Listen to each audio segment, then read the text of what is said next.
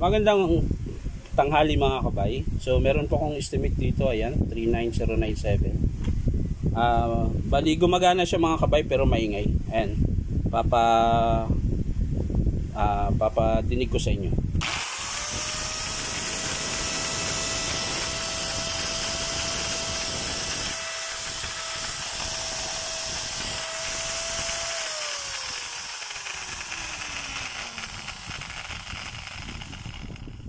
Maingay po siya mga kabay, so titingnan natin kung anong dahilan.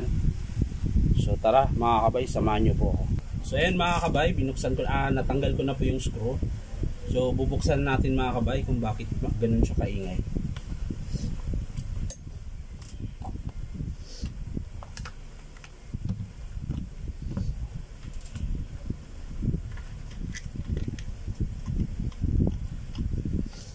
Yung carbon niya mga kabay, mahaba pa oh.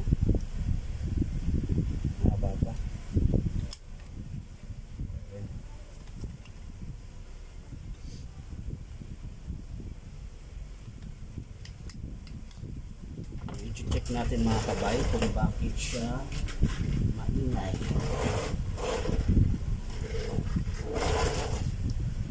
Yan yung i-check natin.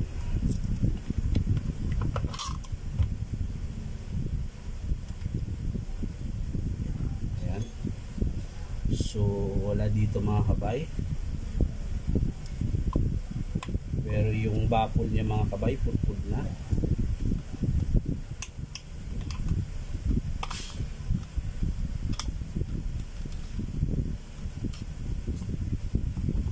Pudpud na ang kanyang baffle.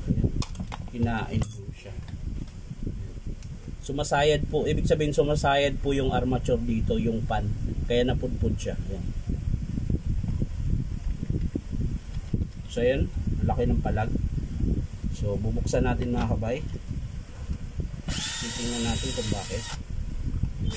So maingay.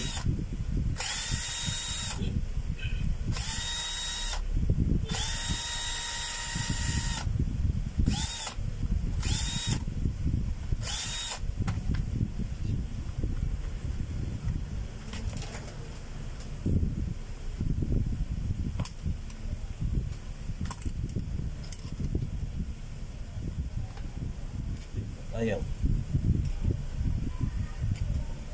Umana ka naman bra. May isa pa pala mga kabay. Hindi natanggal.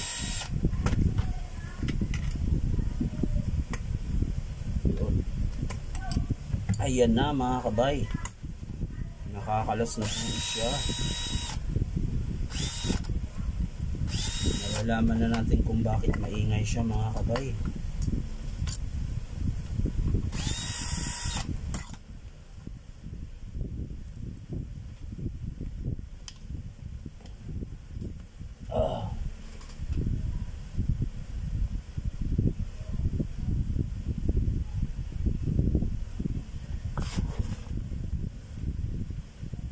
So yan mga kabay, kakalasin natin yung nut sa gitna. Yan. Hindi siya nahuhugot pag dito nakalas mga kabay. So kakalasin natin. So ayan mga kabay, nabuksan ko na po. Bali ang nakikita kong sira mga kabay is yung gear niya may tama na mga kabay. So maingay. Hindi pa naman siya ganun ka ano. Pero ayan. Konti lang naman yung tama. Kaya titingnan natin mga kabay, magpapalit tayo ng bearing. Ayan. Sira kasi itong bearing niya eh. Malakas na po yung palag. Ayan po. Malakas yung palag. So susubukan natin mga kabay dahil meron po siyang sayad din dito. Ayan. So maaring sira din yung sleeve kasi buo naman po yung carbon, yung bearing. Ayan, wala naman pong alog. So bakit siya sumasayad? Maring dahil dito sa 608 na nasira tsaka yung sleeve niya manipis na. Kaya sumasayad po to sa armature, sa field coil. Kasi yung field coil niya mga kabay, ayan po wala po siyang alog. Ayan, hindi po siya nagalaw. Ayan. So, titesting natin mga kabay. Papalitan natin siya ng 608 na bearing. Ayan, tapos yung sleeve palitan din natin. kung maingay pa rin siya. Ngayon, kung maingay pa rin talaga mga kabay, mapipilitan tayong papalitan yung gear tsaka yung pinion. Yan. So ito po yung minsan kasi tulad nito, meron na siyang tama, hindi lang kita dyan mga kabay, pero medyo manipis na po siya. So yan, susubukan ko muna mga kabay, palitan natin ng 608 tsaka sleeve, testing lang natin. So ayan mga kabay, bali napalitan ko na po yung 608 nya tsaka sleeve. Titingnan natin ngayon mga kabay kung maingay pa rin siya.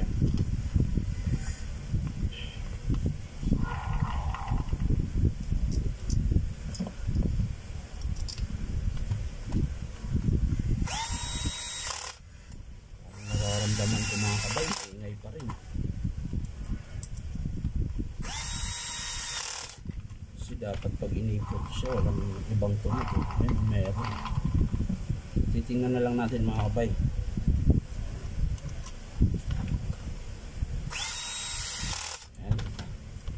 Makabit na natin yung carbon mga kabay para matesting natin kung matining na ba siya. Pag hindi, palit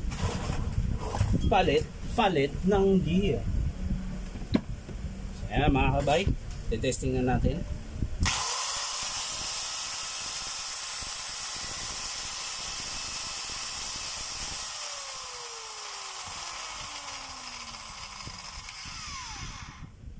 Maingay pa rin mga kabay, so kailangan talaga nating magpalit ng gear and pinion.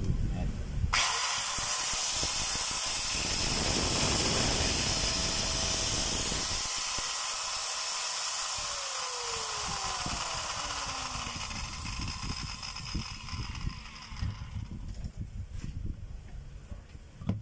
So yun mga kabay, bali ang papalitan natin dito mga kabay, gear and pinion. Tsaka ito 607, 608, tapos yung plug niya mga kabay, ayan, delikado to pag nagdikit, ayan. So yan lang po ang papalitan natin mga kabay. So yan lang muna mga kabay. Kung i-approve to ng customer, papakita ko sa inyo kung paano ikabit. So yun lang po mga kabay, maraming salamat sa panunood at pa-like and share na rin po. Bye bye.